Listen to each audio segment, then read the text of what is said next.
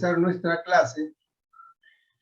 Soy el doctor Chávez, Guillermo Chávez Reyes, cirujano general. Hoy día vamos a revisar el tema de infecciones en cirugía y antibióticos. Este tema es compartido, es revisado, preparado con el doctor José Fernández Hoyos. Antibióticos o antimicrobianos son todas las sustancias químicas que en el organismo van a ser capaces de destruir, en este caso se llama bactericida, o de inhibir el crecimiento de los microorganismos.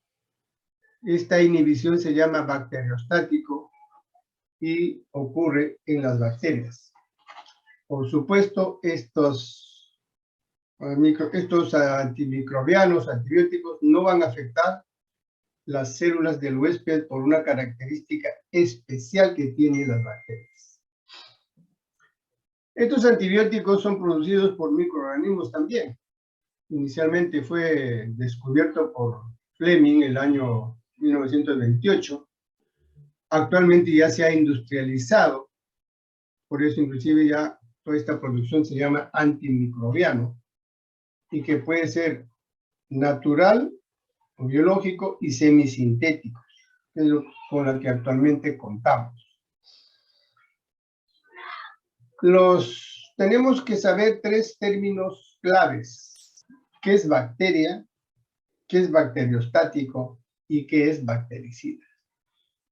Las bacterias son los microorganismos que existen en la naturaleza y que son de pequeño tamaño y que van a producir enfermedades de tipo infeccioso en nuestro organismo.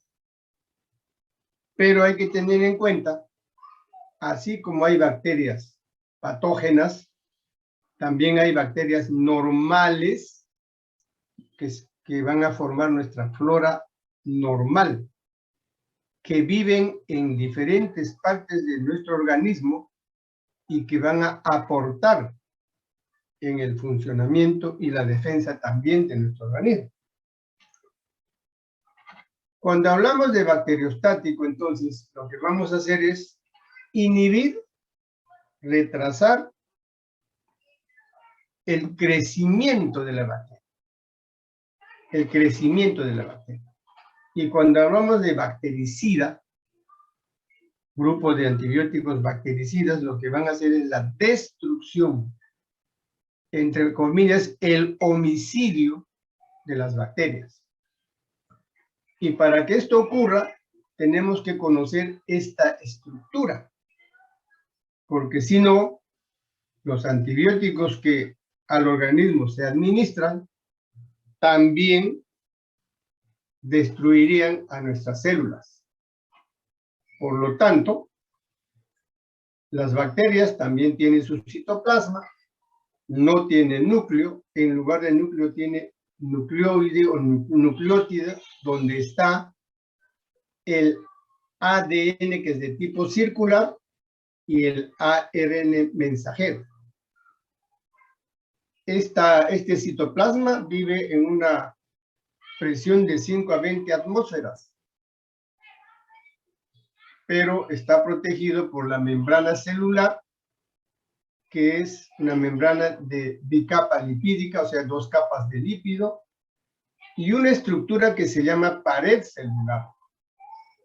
Y esta pared celular tiene una característica especial dura que va a evitar que esta bacteria se destruya. Y por eso es que vamos a utilizar antibióticos dependiendo si va a afectar al nucleoide, a la pared celular, a la membrana celular o a la producción de ARN, o perdón, a la producción de proteínas mediante el transductor, que es el ARN, el mensajero, porque estos van a producir aminoácidos y la van a fabricar las proteínas. Y por último, vamos a también los antibióticos utilizar para que puedan inhibir, actuar en el ácido paraminobenzoico, que es la vía metabólica. Entonces, todos los antibióticos van a ir dirigidos a estas estructuras. Y los antibióticos, es conocido, probablemente ya por ustedes, estimados alumnos, se llaman gram positivos y gram negativos. Y va a diferenciarse por la estructura de su membrana citoplasmática y de la pared celular. Los gram positivos tienen una pared celular gruesa, externa, única, y con una membrana celular única también con bicapa. En cambio, los gram negativos van a tener una pared celular delgada, siempre va a haber esta pared celular, pero tiene dos membranas. Una membrana citoplasmática interna y otra membrana citoplasmática externa. En eso se diferencian los gram positivos de los gram negativos. Si seguimos, si ustedes entienden este slide, que es una maravilla, que por supuesto no está hecho por el que habla, es entender el uso de los antibióticos. Ya corresponde a cada uno estudiar el mecanismo de acción de cada uno, de cada antibiótico, la agrupación en todo caso. Entonces, hemos dicho que uno de los mecanismos de acción está en la pared celular. Se destruye la pared celular, entonces esta presión atmosférica crece, aumenta y se rompe, o sea, por eso se llama bactericida. Y esto es por los beta-lactámicos. ¿Y quién es el beta-lactámico? ¿Qué es el beta-lactámico? Es una sustancia que va a intervenir en la última capa, en la última producción de la pared celular, o sea, de los péptidoglicanos para formar la mureína, que es cada una de estas estructuras. Y están enlazados perfectamente. La última capa, la última síntesis, va a intervenir el beta-lactámico y va a evitar que se produzcan estas uniones. Por eso se llama beta-lactámico. ¿Y quiénes son estos bactericidas? Todo este grupo de penicilinas, cefalosporinas, los carbapenémicos, los monobactámicos, la fosfomicina, la closerina, la bacitracina y la vancomicina. Todo este grupo va a actuar en la pared celular y se llama bactericida. El segundo grupo también es bactericida. ¿Por qué? Porque va a intervenir en la ruptura, en la disgregación de la membrana citoplasmática. Y ocurre el mismo mecanismo que el anterior, la destrucción celular. O sea, le seguiremos llamando bactericida. Y en este grupo están las polimixinas y la daptomicina. El tercer grupo de bactericida interfiere en la producción del ADN y el ARN mensajero. Por lo tanto, como no va a producirse ADN y ARN mensajero, también se destruye la célula y está en el grupo de los bactericidas. ¿Y quiénes son? Nuestras quinolonas, el metronidazol y la rifampicina. El otro grupo, los otros dos grupos que nos quedan se llaman bacteriostáticos. En el grupo 3, lo que ocurre es la interferencia de estos antibióticos en la producción de aminoácidos para la fabricación de proteínas, tanto en el grupo 5S o 30S de los ribosomas. Entonces, ¿qué ocurre? Ocurre que ya no crece la bacteria, se destruye progresivamente. Por eso se llama bacteriostático. Y tenemos dos grupos. los que intervienen en el tipo 5S, que son las streptomicinas, el cloranfenicol, la lincomicina, el nimesulid y los macrólidos. Y existe otro grupo que va a intervenir en el grupo 30S, que son las tetraciclinas y los aminoglucósidos. Quedando en último otro bacteriostático que va a inhibir la producción del ácido fólico, o sea, el ácido aminoparabenzoico. Y esto indirectamente impide la producción de las purinas e indirectamente va a impedir también la formación del ADN. Entonces, también forma el grupo de los bacteriostáticos. Entonces, estimados alumnos, si ustedes memorizan esto, les va a ser fácil identificar cuáles son el grupo de los bactericidas, por qué se llama bactericida y por qué se llama bacteriostático.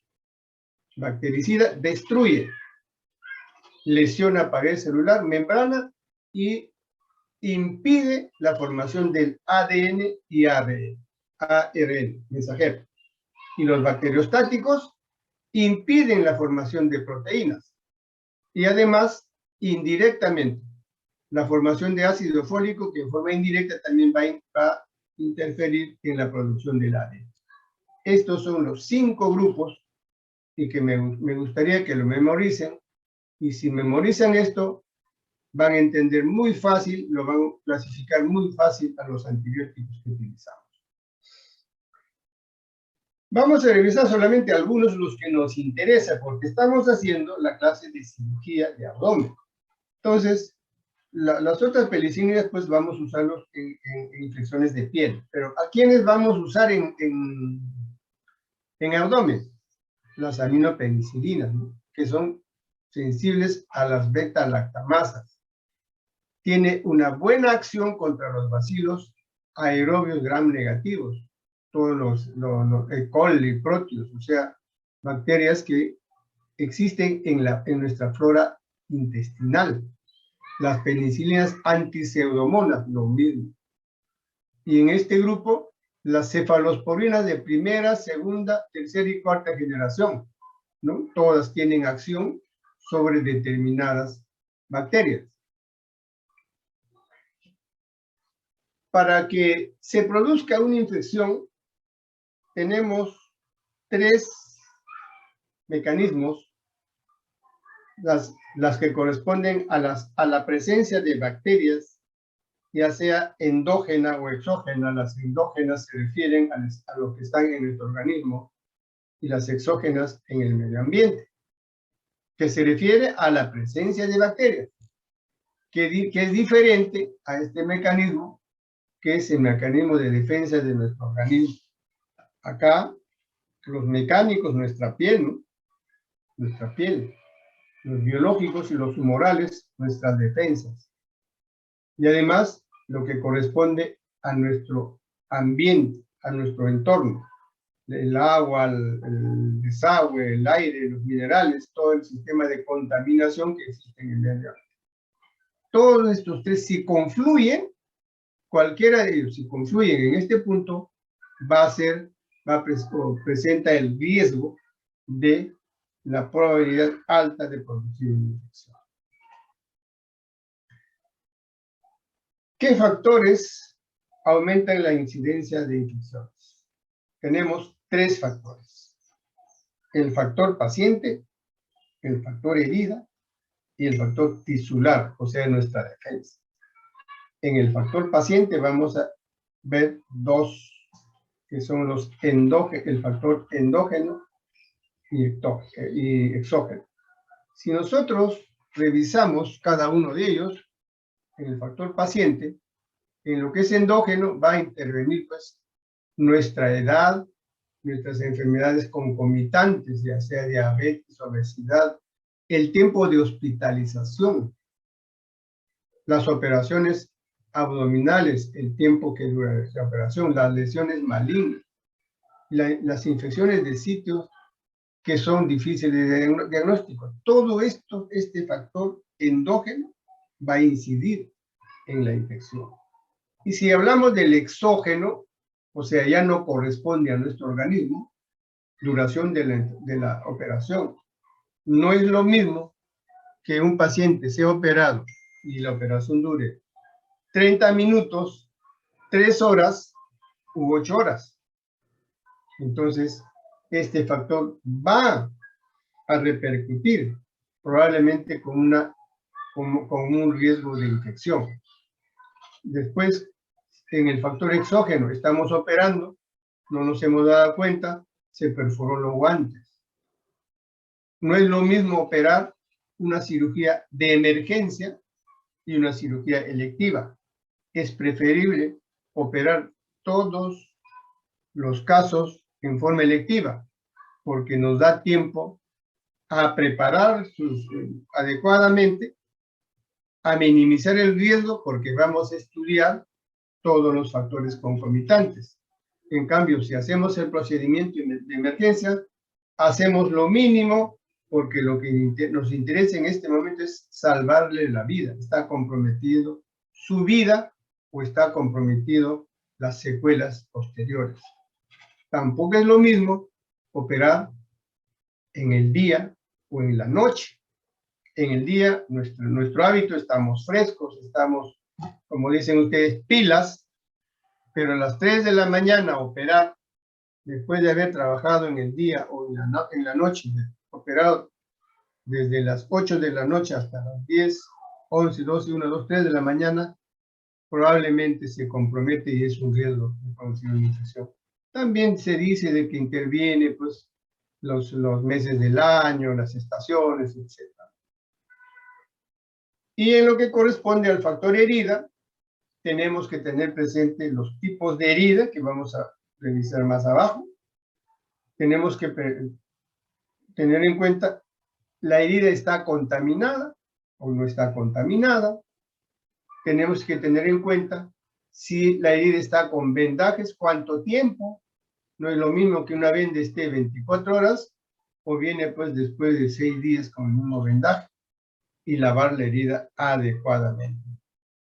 Y la eliminación preoperatoria del vello, del pelo. Acá hay que remarcar que ya no se usa el famoso rasurado. Además, lo que se usa es hacer el recorte del vello del pelo, porque cuando se rasura se producen múltiples escoriaciones y hay más riesgo de infección. Luego, el factor tisular, tenemos el factor tisular, el riego sanguíneo, la circulación. ¿Cómo está nuestra circulación en la zona de la herida? Y nuestra inmunidad local. Revisado un poco de estos factores y el grupo de antibióticos, vamos a revisar lo que es una herida. ¿Qué cosa es una herida? Una herida es una disrupción, una solución de continuidad o una falta de tejido como consecuencia de una agresión física. Esta agresión puede ser cortes, punzantes, quemaduras, todo tipo de trauma. Pues a eso le llamamos herida. Y estamos tratando, estamos revisando las heridas quirúrgicas. Y estas heridas quirúrgicas son de 4 tipos. Las limpias, que son de un riesgo de infección del 1 al 2%, o sea, tiene un riesgo bajo. Limpias porque se ha tratado adecuadamente. La limpia contaminada ya tiene un riesgo alto, hasta el 10%. Por lo tanto, dependiendo de qué tipo de cirugía se va a hacer, aquí debería valorarse para hacer la profilaxis antibiótica. La contaminada, ya hay una gran infección, hay una gran cantidad de material de detritus, y la sucia ya es una herida purulenta, francamente. Entonces, en estos dos casos, la terapia no puede ser profiláctica, sino la terapia común y corriente de antibióticos. Vamos a revisar cada uno de ellos. La primera, herida limpia. Hay que cumplir con todos los mecanismos de asepsia y antisepsia. Lavado, esterilización, estar en sala de operaciones con toda la indumentaria estéril, ¿no? Y estas heridas no deben tener más de 6 horas. Esta es una incisión limpia. ¿Ve cómo está cubierto? Una herida limpia, una incisión limpia. No más de 6 horas. Recuerden ustedes, cuando un líquido en nuestro organismo está sin movilizarse más de 6 horas, se considera ya infectado. O una herida expuesta más de 6 horas, también. Esta herida no debe tener tejidos desvitalizados o zonas necróticas. Felizmente, este tipo de heridas corresponde al 75% de todas las heridas de la cirugía electiva. De la cirugía electiva, de la cirugía que se hace luego de haber preparado y contado con todos los medios de bioseguridad. En este tipo de heridas, el proceso inflamatorio natural va a ser poco y la cicatrización rápida.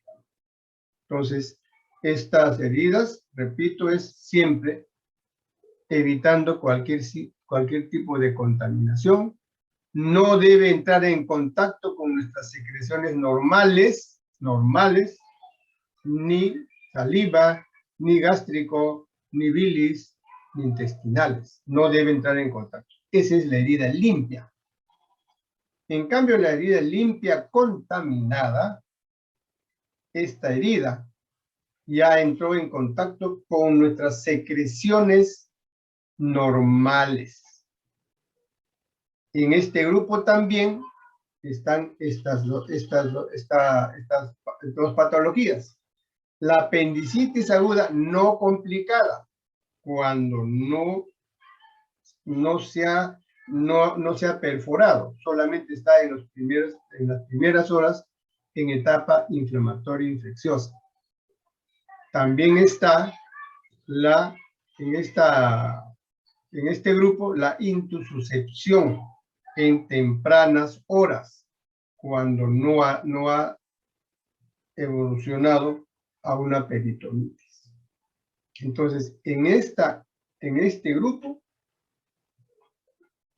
además de estos dos grupos, es que la herida se contaminó con nuestra secreción normal. En el primer grupo, aquí, no se ha contaminado con nada, ni con nuestra secreción normal. Acá se contaminó con nuestra secreción normal. Por eso se llama limpia contaminada. Y estas dos patologías, tanto apendicitis como intususcepción o cirugía vaginal, solamente está en proceso inflamatorio no complicado. El tercero corresponde a las heridas contaminadas.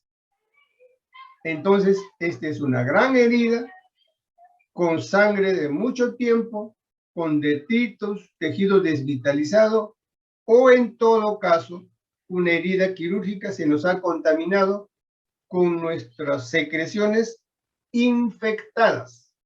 Por ejemplo, estábamos operando una vesícula, una colecistitis aguda purulenta. En el momento de hacer la intervención quirúrgica se perforó. O sea, la pus que estaba adentro se contaminó. Y nosotros tenemos que lavar y lavar y lavar. ¿Para qué? Para que no pase a la cuarta etapa. Entonces, una herida purulenta, una herida de infección urinaria, se contamina una herida, por ejemplo, una cirugía vaginal, o en el caso de gastrointestinal, si es intestino delgado, o cuando se ha hecho una cirugía pues sin asepsia adecuada. No se lava, no se pone campos, ¿no? Por ejemplo, ¿en qué caso? Un masaje cardíaco de urgencia.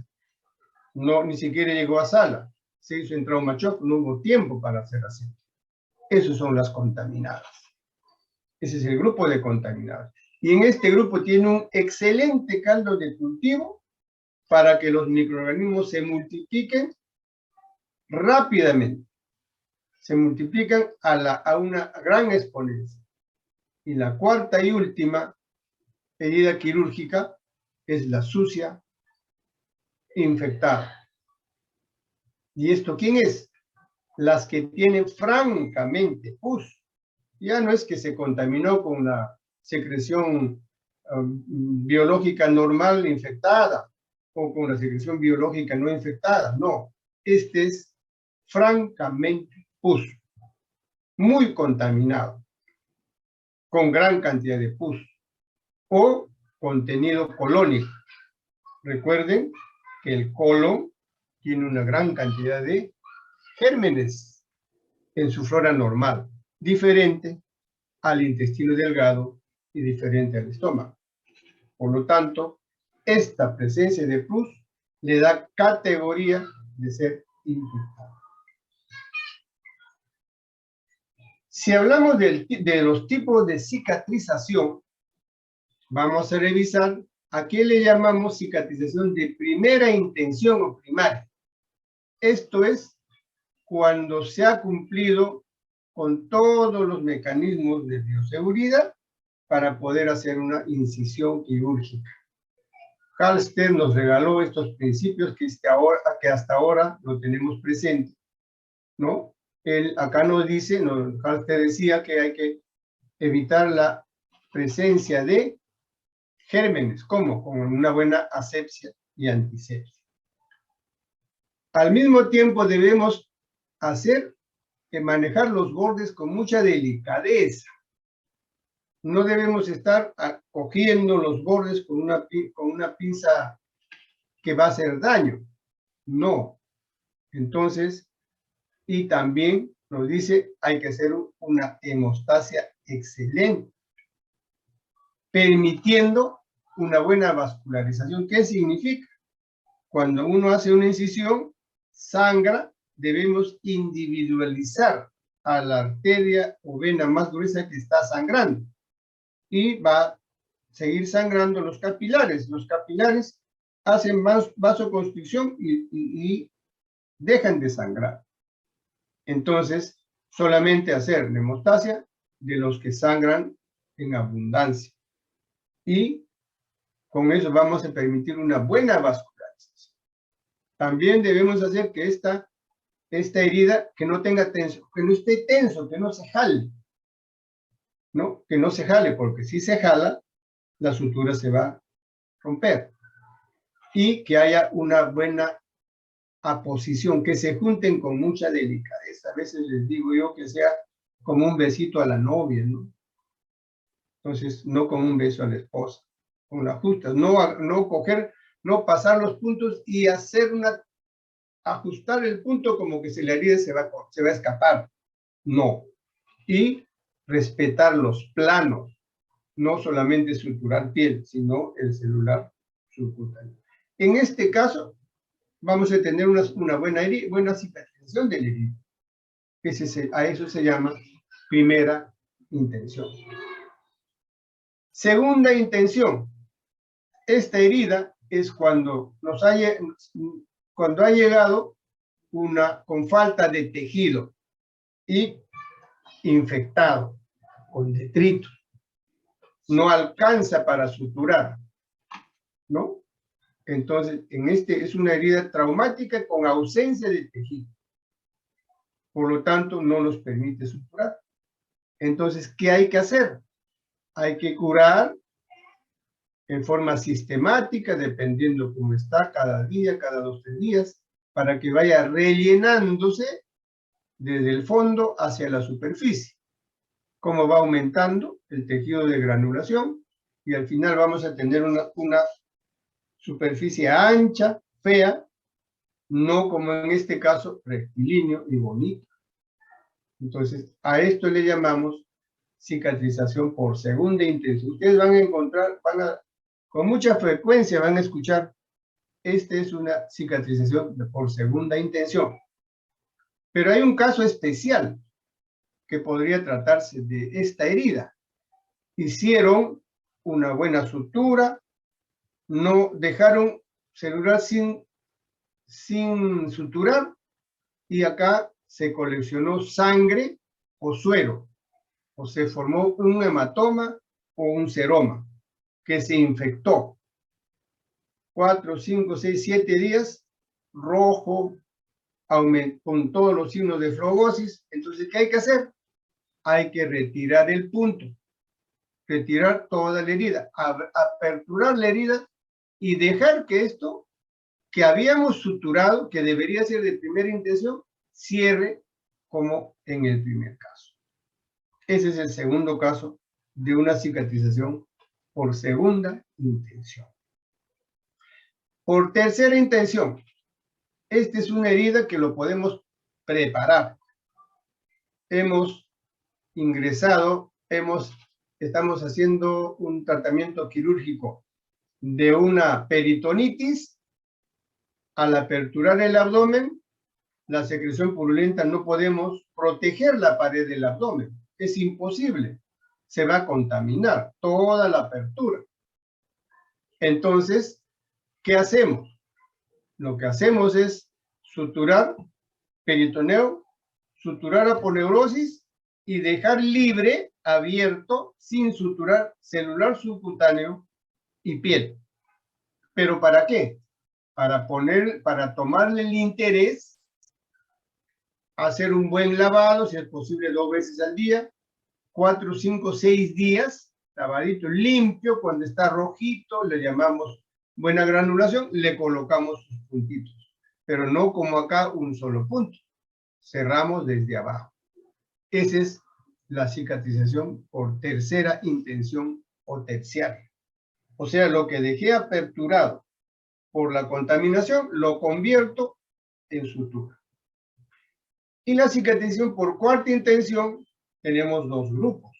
Los injertos, cuando nos falta gran extensión de piel, no va a cerrar, entonces se saca piel delgada de otra zona dadora y se coloca encima, con estas pequeñas incisiones y cuando ya hay un buen tejido de granulación. Entonces, estamos permitiendo que en esta zona haya piel, o el famoso colgajo.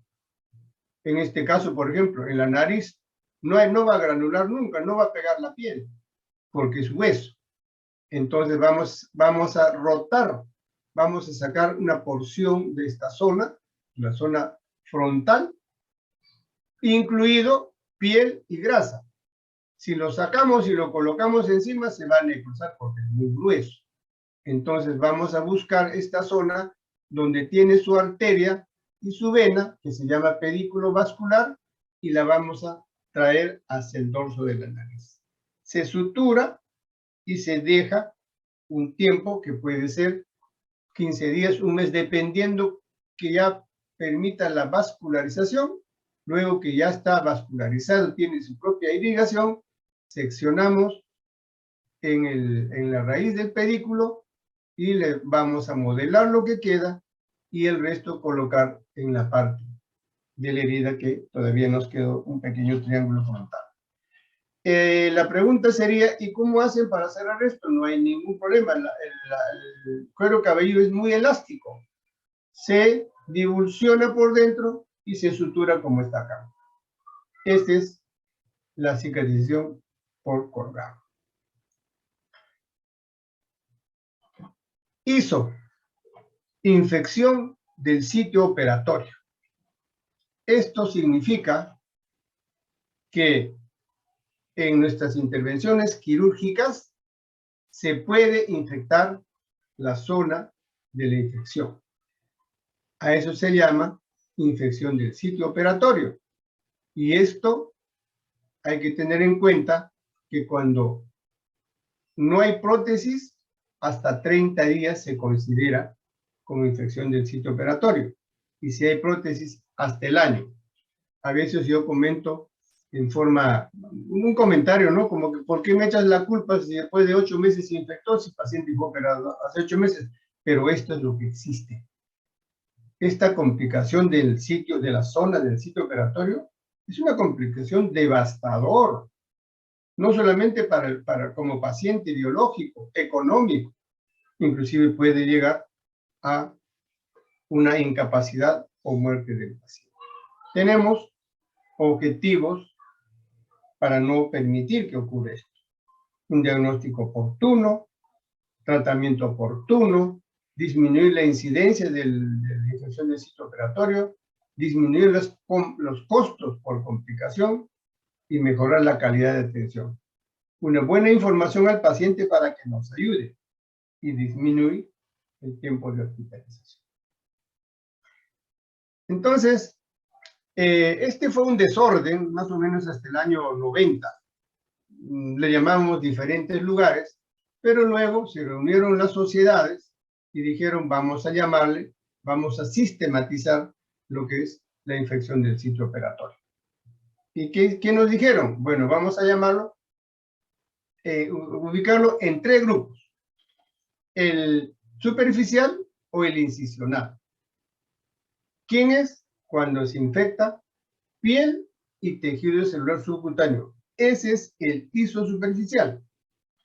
El isoprofundo, cuando se infecta músculo y fascia. Y el órgano espacio, cuando se infecta el órgano donde se ha realizado el procedimiento quirúrgico. ¿Y cómo vamos a hacer el diagnóstico? Esta es una infección isosuperficial de la piel. Hay signos de flebosis, duele, ¿no? Entonces, el diagnóstico generalmente lo hace el cirujano, también con los signos de flebosis, puede haber drenaje purulento, y en el cultivo nos va a confirmar si hay o no hay infección. Entonces, es importante que se haga este diagnóstico y precisar que el superficial es solo cuando la infección está en la piel y en el celular subcutáneo. Y si hablamos de sitio profundo, ya no solamente piel, el músculo está infectado. ¿Y quiénes van a hacer el diagnóstico? Los mismos. El cirujano, que haya drenaje purulento, hay dehiscencia de la sutura, presencia de pus o cultivo. Todo eso nos va a caracterizar a la infección de incisión profunda, profundo, músculo y celular. Y la del sitio operatorio órgano, ¿dónde está la infección? Si operamos la vesícula, un absceso residual. Si operamos una perforación gástrica, secreción purulenta de la zona e inclusive peritonitis. Esa es la infección del órgano espacio. Y las características del diagnóstico es lo mismo. ¿Quiénes van a hacer el diagnóstico? El cirujano. ¿Con qué? Con visualizar la pus solamente. Pero si hace el cultivo, mejor. Esa es la infección del órgano espacio. Vamos a revisar, todavía tenemos espacio, los patógenos más comunes en cirugía. Bacilos gram negativos. Todo este grupo: E. coli, Klebsiella, Proteus, enterobacterias, la morganela y otros gram negativos. Los anaerobios obligatorios. Anaerobios, o sea, viven donde no hay oxígeno, producen necrosis. Los gram positivos facultativos, quiere decir que estas bacterias pueden ser anaerobios, por eso se llama facultativo. En ciertas condiciones, siendo positivos, pueden hacer la infección como anaerobio, perdón. Y tenemos los gram negativos aerobios, que es la pseudomonas, muy clásico y conocido por todos nosotros. Profilaxis antibiótica. Es la utilización de un fármaco para prevenir o controlar la infección en un procedimiento quirúrgico. Principios generales. La decisión final en relación a los beneficios y riesgos de la profilaxis de un paciente individual dependerá de quién, del riesgo del paciente para que haga infección. Dependerá del potencial de la severidad de la infección que podría ocurrir y dependerá de la efectividad del antibiótico profilaxis que usamos. ¿Cómo vamos a seleccionar la dosis? ¿Una dosis prolongada como profilaxis? No, la dosis prolongada es para el tratamiento normal. ¿Una pérdida de sangre importante? Claro. Una reducción abierta y fijación de las fracturas muy usadas en traumatología, en cirugía ortopédica, los otorrinos, cirugía de cabeza y cuello, utilizan bastante la profilaxis. Pero esta profilaxis debe ser generalmente dosis única. Eso debería ser la profilaxis. ¿Y cómo la elegimos? De acuerdo a la flora normal que puede hacer la infección. Con la sensibilidad, patrón de sensibilidad del hospital. Todos los hospitales deben tener un patrón de sensibilidad del propio hospital en general y por cada servicio. Entonces, más o menos si se infecta una herida o si va a hacer un procedimiento quirúrgico, se va a hacer la profilaxis dependiendo qué gérmenes pueden contaminar. Y administrar en bolo, endovenoso. Y deben tener pocos efectos adversos y generalmente no debe tener o debe tener una escasa característica de ser alergeno. Y no debe haber interacción con otras drogas de repente que se está administrando o se va a administrar al paciente. Y generalmente no debe ser de amplio espectro. Esas son las formas como se elige una profilaxis antibiótica. Requisito: buena actividad antibiótica. Dosis adecuada en el momento adecuado. Bajo perfil de toxicidad, ser efectivo y bajo costo. Y la vía nuevamente, repito, en bolo, endovenoso. Esto es para la profilaxis. ¿Cuándo administrar el antibiótico? Generalmente, el momento óptimo, dice todas las literaturas, aunque aquí hay ciertas discrepancias, ciertas controversias, 30-60 minutos antes de la cirugía, ¿no? O durante la intervención o la inducción de la anestesia.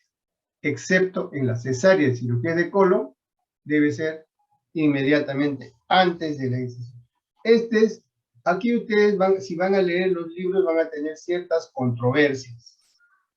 Lo importante es tener en cuenta en qué momento debemos administrar la profilaxis antibiótica y que generalmente debe ser una dosis. Entonces, la duración, solo durante el procedimiento quirúrgico, esa es la duración de la profilaxis.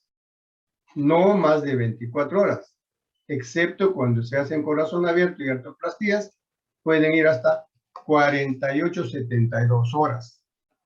En cambio, el tratamiento terapéutico debe durar no 5 días, de 7 a 14, a veces hasta 21 días.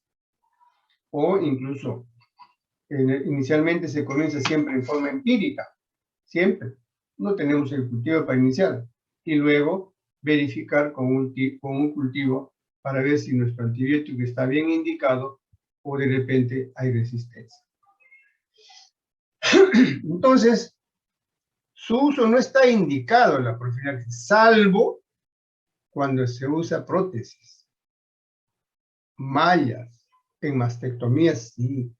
Cuando se hacen las dermolitectomías, en las valvuloplastías y en los inmunodeprimidos, en ellos sí, pero en las otras cirugías casi no. Y generalmente para gram positivos. No quiere decir que no se debe usar para gram negativos. Generalmente para gram positivos, porque lo que hay que cuidar es la invasión de los gérmenes de la piel. Salvo que haya cirugía de colon, tendremos que hacer profilaxis o de intestino delgado para la flora normal de esos lugares. Aquí tenemos las profilaxis para algunos procedimientos, ¿no? Pero todo depende en qué momento y para qué gérmenes. Cada uno tiene unos gérmenes. Felizmente en el intestino tenemos casi los mismos, entonces Cuando el riesgo es alto, habrá que usar cefazolina, solamente cuando el riesgo es alto. Si no, no. Y si no hay cefazolina, habrá que usar cualquiera de las alternativas. En hígado y vías biliares, vamos a usar, cuando hay colecistectomía con colecistitis crónica, los siguientes antibióticos para gram negativo: amoxicilina, o sin una combinación con sulbactam o cefalosporina de primera generación. En aguda es lo mismo, los mismos antibióticos, y cuando se hace CEPRE, también casi lo mismo, porque tenemos que cubrir los aerobios, los gram negativos aerobios y anaerobios. En intestino delgado, ¿qué gérmenes tenemos? Por supuesto, vamos a utilizar nuestros antibióticos dirigidos a los gram negativos aerobios y anaerobios. Los mismos antibióticos que estamos mencionando: ampicilina, cefalosporina de segunda generación y los antianaerobios. También las apendicitis aguda, lo mismo, dirigido al mismo germen, los mismos antibióticos, y a la perforación también a los mismos gérmenes y además los mismos antibióticos. En conclusiones, podemos mencionar qué usar como antibióticos y como antibiótico profilaxis: moléculas de espectro reducido. Orientar su uso de acuerdo a la flora del órgano blanco quirúrgico, o sea, qué estamos operando y qué hay riesgo de infectarse. Y debemos conocer, nuevamente repetimos, debemos conocer la flora bacteriana hospitalaria. Es importante conocer esa flora y tener presente la farmacocinética, o sea, la acción del antibiótico.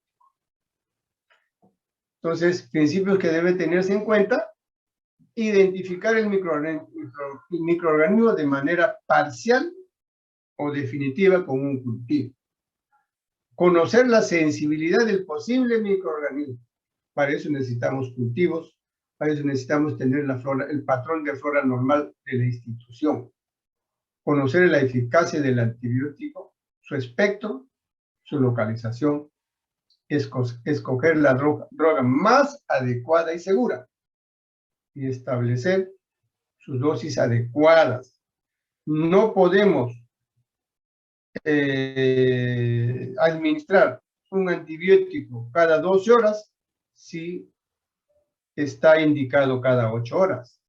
No podemos indicar, no solamente para efectos del abdomen, porque se ve muy comúnmente en la práctica: ponte un antibiótico cada 24 horas. Y eso lo que va a ocasionar es resistencia. La dosis debe ser adecuada, en intervalo adecuado. Y si estamos hablando de profilaxis, monoterapia generalmente, y un antibiótico que no cueste mucho. Actualmente, los antibióticos, los medicamentos que se está utilizando, no necesitan utilizar antibióticos de marca. Suficiente el principio activo. Y si por si acaso en 3 días, máximo 4, el antibiótico no funciona y no hemos hecho el cultivo, tenemos que cambiar, ¿no? Y cuando es el tratamiento terapéutico, tratar de terminar todo el ciclo. Muy bien, creo que hemos cumplido con la hora, todavía hay un espacio, y si hay alguna pregunta, con mucho gusto.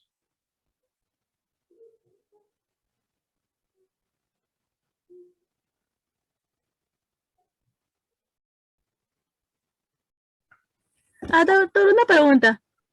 Adelante. ¿Quién habla? ¿Quién habla? Primero hay que identificarse. Muñoz, adelante. En el caso de un paciente con el pie diabético, que le sale una herida en el pie, ¿ahí también se podría hacer una cicatriz? ¿Con qué? En el caso de un paciente diabético herida en el pie también podría salir una cicatriz. Sería, no sé qué tipo de cicatriz sería. No entendí la pregunta, pero si es un Un pie paciente, diabético, si es un pie diabético, ese pie diabético, si tiene herida, es porque hay falta de circulación. pero hay cicatriz. No, no en el pie diabético, si la herida no cierra, tienen que amputar ese dedo o el pie, dependiendo de dónde está.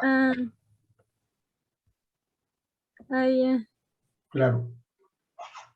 ¿Alguna otra pregunta? Sí, doctor, buenas tardes. Adelante. Nombre, apellido. Landacay. Adelante, Landacari. Creo que no me quedó muy claro eso de cómo que la profilaxis no tiene que ser más de 24 horas. Es decir, entiendo que se tiene que aplicar, según lo que nos ha explicado, entre 30 a 60 minutos antes de la cirugía, pero ¿a qué se refiere cuando dice que no debe durar más de 24 horas? Ya, los antibióticos se usan de dos formas, ¿no? Uno profiláctico y otro terapéutico. El profiláctico es para evitar que no haya infección del procedimiento que estamos realizando. O sea, evitar eso. Esa es la finalidad, prevenir la infección. O sea, pero es un paciente de alto riesgo. Por ejemplo, un diabético que tiene un piocolecito en el caso de abdomen, cirugía de abdomen. Ese paciente debe recibir antibiótico profilaxis. Si no hay todavía ninguna manifestación sistémica. Entonces, la antibiótico profilaxis consiste en inyectar el antibiótico indicado. En este caso tendría que ser para gram negativo, aerobio anaerobio, por máximo 24 horas, no más, porque estamos utilizando para evitar el riesgo de infección. Pero si hay manifestaciones sistémicas, si ya hay fiebre, entonces si hay leucocitosis, ya no es profiláctico, es terapéutico. Por lo tanto, el antibiótico que se va a administrar va a ser durante 7, 10 o 14 días. La profilaxis es para evitar, para prevenir una infección. Por ejemplo, en cirugía abdominal se usa poco, casi en vesícula no utilizamos, a pesar que la literatura dice que hay que utilizar una dosis de antibiótico. Por ejemplo, nosotros no utilizamos la profilaxis, salvo, como digo, en uno deprimido, pues hay que utilizarla, es un uno deprimido, hay riesgo de infectarse. En un diabético hay que utilizarla porque hay riesgo de infectarse. Profilaxis. Pero si hay ya una infección, ya no es profilaxis, es terapéutica. A eso me refería. En las operaciones cardíacas y en las traumatológicas, generalmente utilizan profilaxis por 48 hasta 72 horas. Porque eso dice en los estudios estadísticos. Lo que tenemos que entender también que nuestras medicinas, todo lo que nosotros hacemos, son estadísticos. La medicina no es una ciencia exacta, es una ciencia inexacta, más la cirugía. Entonces, nos llevamos de los estudios estadísticos que han hecho los investigadores. Y en esos casos, entonces, de cirugías cardíacas o artroplastía, que la profilaxis debe durar más de 24 horas, ¿sigue siendo una sola dosis, como decía? No, puede ser una dosis, pero no más de 24. ¿Hay antibióticos para 24 horas? Hay uno solo. Y luego puede ser 2, 3 dosis, pero no administrar más de 24 horas. Si no se aclaró, creo que está más claro eso. Las ceftriaxonas se puede usar una sola dosis, 24 horas, 2 gramos. Pero los otros antibióticos no. Si voy a usar 24 horas, tengo que partir la dosis. Clindamicina no puedo usar una sola dosis para 24 horas. Tiene que ser 3 dosis. Metronidazol no puedo usar para 24 horas una sola dosis. Tiene que ser 3 dosis. Porque hay que administrar cada 8 horas. No sé si se aclaró. Sí, creo que ya se aclaró, doctor. Gracias. Muy bien. ¿Alguna otra pregunta? Doctor, buenas tardes. Soy la alumna Rodas. Una consulta. Si tenemos una hernia, esta pertenecería al rasgo de infección de una herida limpia, ¿verdad? Porque no tiene contacto con fluidos. Claro, si se opera una hernia y si estamos operando con todos los principios de bioseguridad, o sea, le hemos bañado al paciente antes de llevarlo a sala, en sala lo hemos lavado, le hemos hecho asepsia y antisepsia, y el cirujano ha entrado con toda la vestimenta, o sea, no solamente el cirujano, todo el equipo quirúrgico con sus guantes estériles, y hemos hecho una incisión quirúrgica, esa es una herida limpia. ¿Que hay riesgo de infectarse? Claro, hasta el 2%. ¿Pero por qué hay riesgo de infectarse? Eso también hay que entender. Nosotros somos médicos, no somos dioses. ¿Por qué hay riesgo de infectarse? ¿Quién es la barrera mecánica en nuestro organismo? ¿Quién responde? ¿Nadie? ¿Una respuesta de alguien? La piel. La La piel, piel. pues, la piel. Porque nuestra flora normal existe en la piel. Ahí está, ahí vive. Y nosotros, si estamos haciendo una incisión para una hernia de 3 o 4 centímetros, estamos dejando abierta una puerta gigante para que ingresen los microorganismos que van a ser controlados por nuestro sistema inmunológico. Si estamos normales, por eso es que no se usa profilaxis. Ni siquiera cuando se coloca una malla. ¿No es cierto? Salvo en unos deprimidos, en pacientes que tienen cáncer y le vamos a operar de una hernia, hay que hacer profilaxis, porque es inmunodeprimido. Esa es una de las explicaciones por las que antes en nuestra gente, del 90 para atrás, se hacía el rasurado de todos los genitales para poder operar una hernia. Entonces, ¿cuál fue la conclusión? Cuando han hecho las investigaciones, todos estadísticos, investigaciones, llegaron a la conclusión, era mucho más inconveniente, mucho más inconveniente rasurar que no rasurar. Porque cuando rasuras, las abiertas y terminaban infectando, terminaban con celulitis escrotal o celulitis de la zona donde había vello. Lo único que se ahora se hace, si quieres, ni siquiera la recortamos.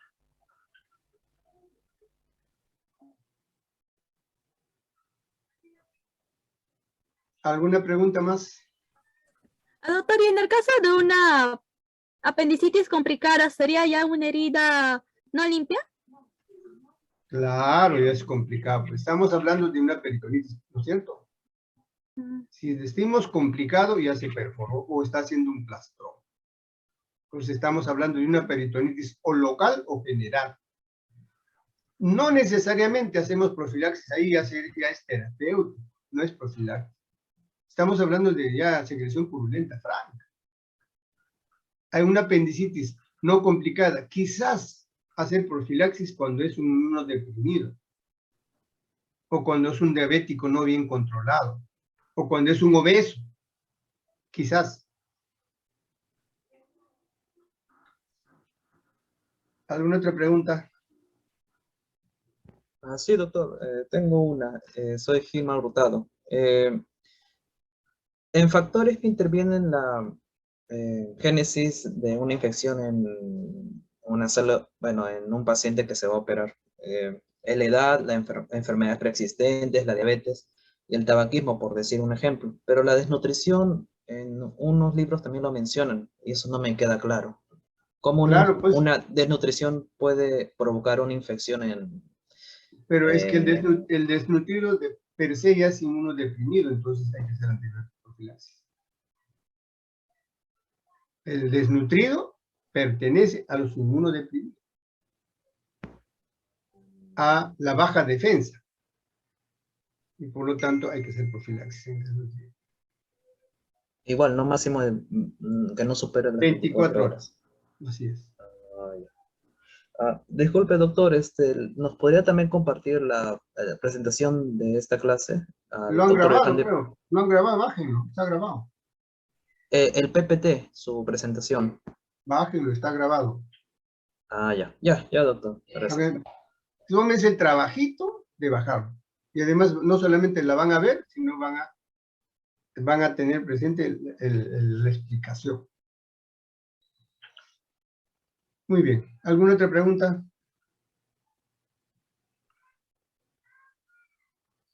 Si no hay ninguna pregunta, muchas gracias conmigo. Creo que hay una otra clase, el que sigue después de nosotros. Gracias, doctor Yohandi. Y gracias con todos y buenas tardes. Gracias, Guillermo. Doctor, Gracias, muchas doctor. Muchas gracias. Doctor. Gracias, doctor. El doctor Vilco ya ingresó a...